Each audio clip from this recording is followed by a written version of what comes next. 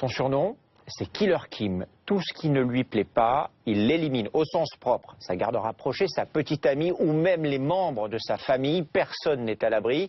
Kim Jong-un est impitoyable. Le dictateur de Corée du Nord est aussi une véritable énigme.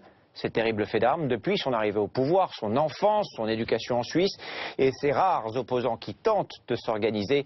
Kim, le sanguinaire, portrait signé Guillaume Couder, Thibaut Dupont, Francis Simoes avec Julie Papé. En Corée du Nord, sur les films de propagande, le chef, c'est lui.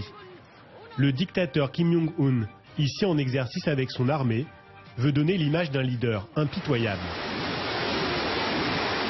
Selon les services secrets sud-coréens, il aurait peut-être fait une nouvelle victime. Son ministre de la Défense, exécuté pour déloyauté. Celui-ci se serait assoupi lors d'une cérémonie militaire. Et comme d'habitude, les rumeurs les plus folles circulent. Le ministre aurait été tué en public par un tir de missile. L'information n'a pas été vérifiée. D'habitude, ça passe par un circuit très particulier. Et là, elle est sortie très très vite, cette information. Elle est tout de suite passée dans les médias. Ce qui n'empêche qu'il y a de fortes chances pour que ce soit exact. Il a été exécuté. Par contre, les motifs et la façon dont il a exécuté, tout ça reste encore très flou. Difficile d'obtenir des informations fiables sur ce pays, le plus fermé au monde.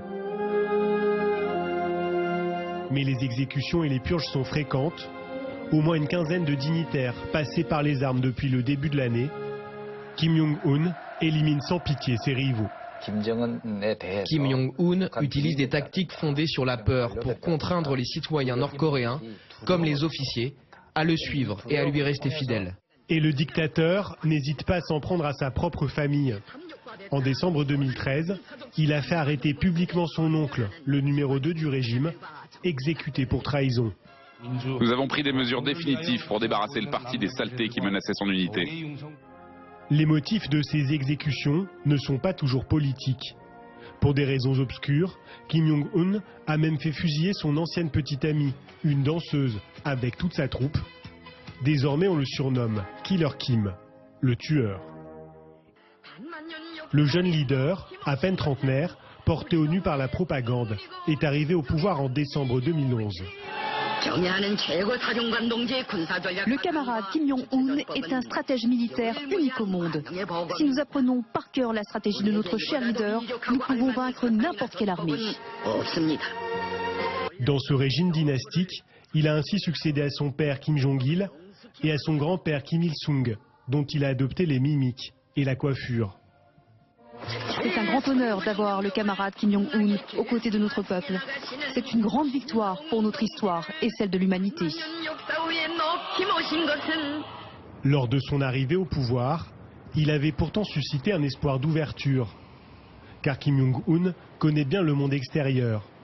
Il a passé son enfance en Suisse avec son frère et sa sœur. Ce journaliste a retrouvé sa trace, caché derrière une fausse identité. Donc ce document-là, qui vient des archives fédérales suisses, montre que Kim Jong-un, sous l'alias de Un-pak, est resté en Suisse entre 1991 et 2001. Chol-pak, le grand frère, Un-pak, qui est donc Kim Jong-un, né en 1984, et Mi-yang-pak, la petite sœur. Le futur dictateur est scolarisé à Berne, dans cette école communale notamment, pendant 2 ans. C'est un adolescent normal, passionné de basket et un élève médiocre. Il a 2 ans de plus que la plupart des élèves et est un élève assez moyen. Mais c'est compréhensible parce que la première année, il manque 75 jours et la deuxième année, il manque 105 jours de classe, ce qui est énorme. Il suivait des cours privés à la maison, probablement une éducation nord-coréenne classique, et voyageait beaucoup. C'est donc dans cet immeuble bernois que Kim Jong-un se prépare à devenir le leader suprême et qu'on lui inculque une conception totalitaire du pouvoir, fondée sur la terreur et la répression massive. À Londres, au siège de l'ONG Amnesty International, Rajiv Narayan enquête ainsi sur les camps de prisonniers nord-coréens. Celui-ci, c'est le camp numéro 16. C'est sans doute le plus grand du pays. Il fait 560 km², 3 fois la taille de Washington. Le chercheur s'appuie sur des photos satellites pour observer l'évolution de ces camps, toujours actifs depuis l'arrivée de Kim Jong-un. Sur le camp numéro 16, on a pu constater que de nouveaux logements ont été construits. Nous pensons donc que cela démontre une augmentation du nombre de prisonniers, mais on ne sait pas de combien. Comme le faisaient son père et son grand-père, Kim Jong-un réprime sans pitié sa population. Plus de 100 000 Nord-Coréens sont enfermés dans ces camps, soumis au travail forcé et aux exécutions sommaires.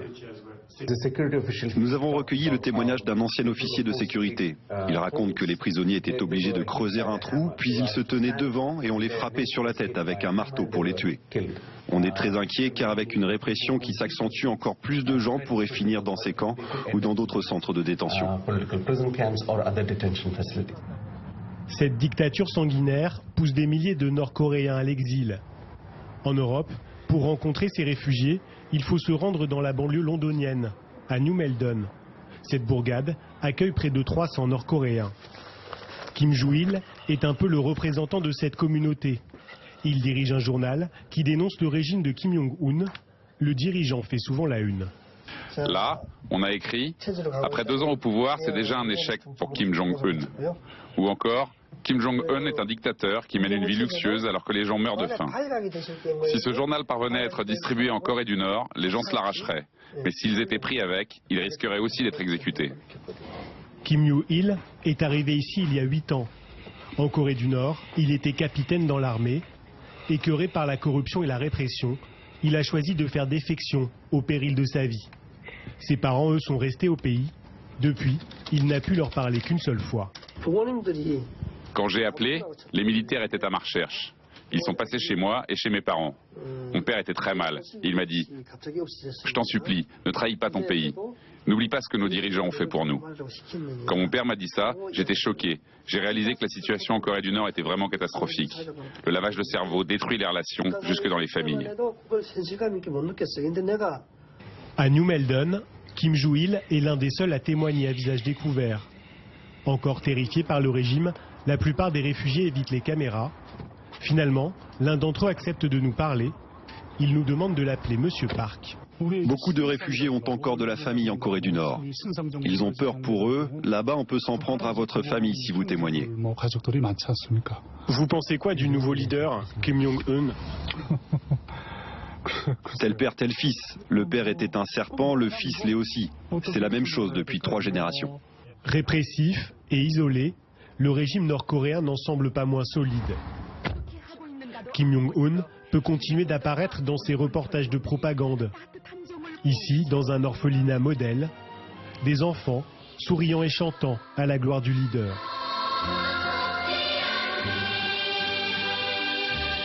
Image surréaliste dans ce pays où 80% de la population mange tout juste à sa faim. Mais désormais, les Nord-Coréens commencent à accéder à Internet. Ils découvrent ce qui se passe hors du pays. Pour le dictateur, c'est là sans doute la plus grande menace.